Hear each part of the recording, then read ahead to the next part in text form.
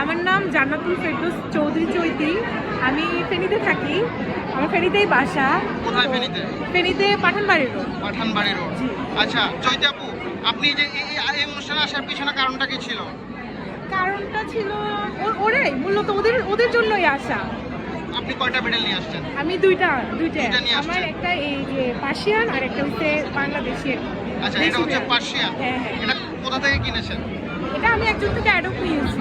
ও gift পেয়েছেন? হ্যাঁ। আচ্ছা, আপনি বিড়াল কেন পছন্দ করেন? বিড়াল বেসিক্যালি বলতে গেলে আমি তেমন পছন্দ করতাম না, কখনোই পছন্দ করতাম না। তো হঠাৎ করে একটা শখ জেগে উঠলো, তখন আমি একটা বিড়াল নিয়েছিলাম। তখন থেকে মানে ফার্স্ট বিড়াল আমি দেশি বিড়াল নিয়েছিলাম আর কি।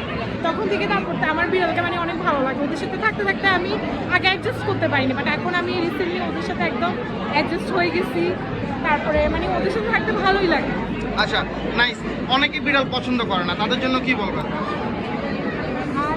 পছন্দ করে না, এটা যার যার ব্যক্তিগত ব্যাপার। আমি তো অনেকের নানা রকম সমস্যা থাকতে পারে, তাও বলবো অনেকে ভয় পায়।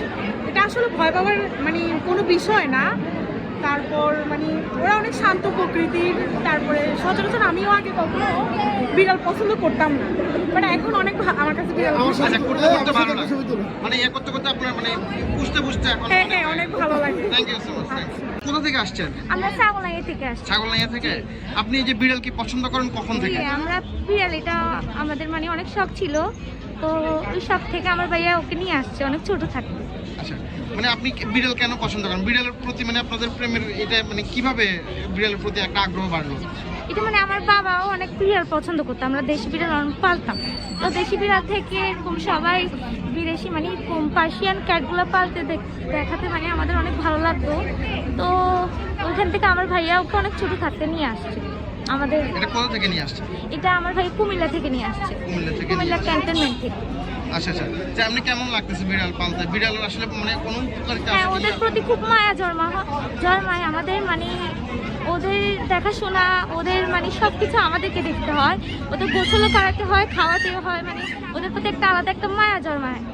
এখন ও এখানে একটা অনুষ্ঠানে আমরা ওকে নিয়ে আসছি, এই তো মানে ও এখানে অনেক বিড়াল আসার উদ্দেশ্য কি আপনার? মানে নতুন নতুন বিড়ালের সাথে ওর পরিচয় হবে এই জন্য। আচ্ছা, থ্যাংক ইউ সো মাচ। এইটুকু থ্যাংক ইউ।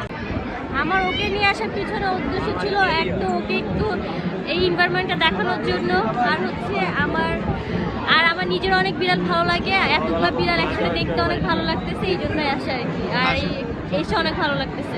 এই বিড়ালটা কি আপনার? হ্যাঁ আমার। আচ্ছা, এটা কোথা থেকে নিয়ে আসছেন?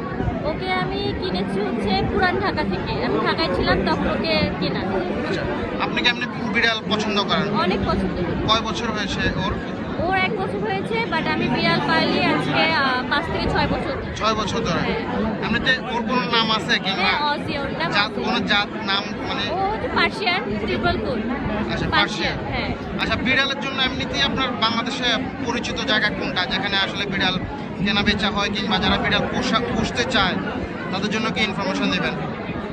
বিড়াল তো বাংলাদেশে এখন প্রায় ঘরে ঘরে সবাই বিড়াল পালে, বাট কিছু কিছু মানুষ আছে যারা হচ্ছে বিড়ালকে একটু অপছন্দ করে, তারপর নোংরা ভাবে। তাদের জন্য আমার এতটুকুই বলা, বিড়াল কখনোই নোংরা প্রাণী না, অনেক ভালো আর অনেক লক্ষ্মী।